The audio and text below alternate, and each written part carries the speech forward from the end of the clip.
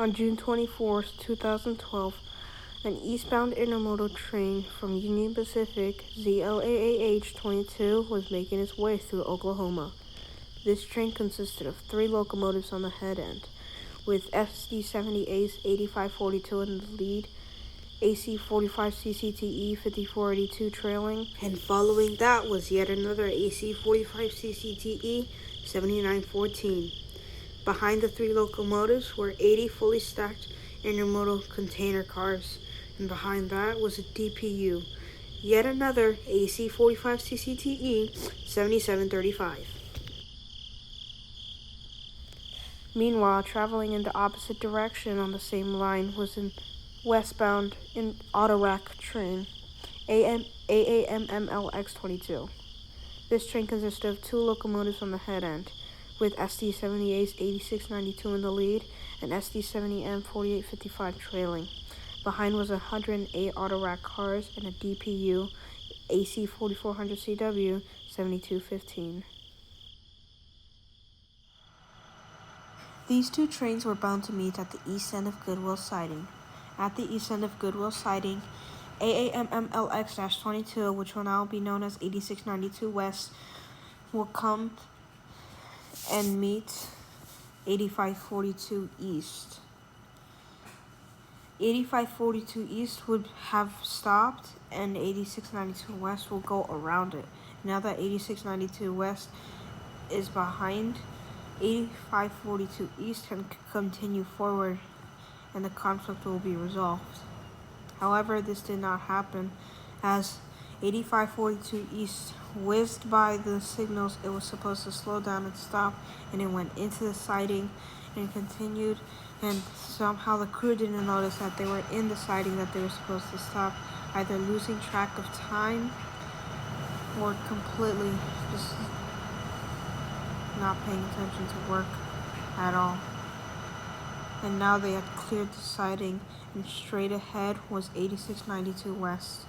And at that point, there was nothing to be done that could prevent 8692 and 8542 to collide. The 2 trains were going, and 20 seconds before impact, 8692 West notices 8542's headlights. They hit the brakes, and 8 seconds before impact, the 8542 East notices 8692. They hit the brakes when it's too late.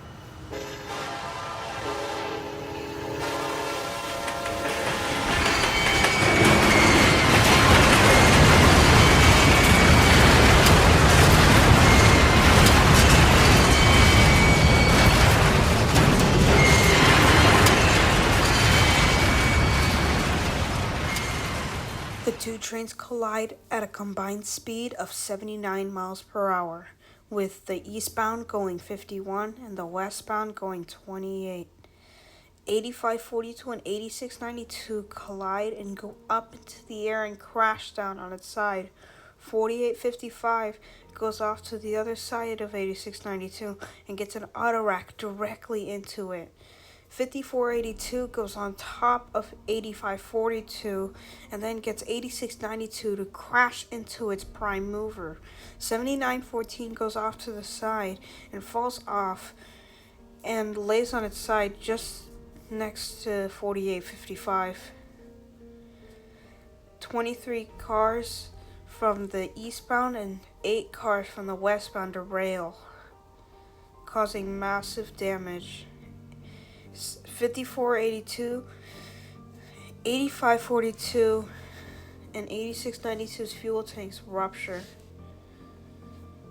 Then 4855 gets major damage after sliding and then also gets its fuel tank ruptured. All the locomotives were totaled and damaged beyond repair and scrapped. 8542 had its entire car body removed. 8692 and 7914 suffered major frame damage and was burned. 4855, after having that autorack go directly into it, had significant prime mover damage and was also damaged beyond repair and scrapped. 5482 had its entire prime mover removed from the damage and was also damaged beyond repair and scrapped. 3 crew members were also killed, and only 1 survived from the westbound. But then the question came. How could 2 mammoth trains collide into each other? How could 3 deaths happen, and why? Well, it did not take long to find out that 8542 East did not obey these signals that they were given, and that they were supposed to stop at the east end of Goodwell siding to let the auto-rack train 8692 West to pass. However, the crew's failure to obey these signals and the lack of PTC was ruled the problem, and they were put at fault for the collision.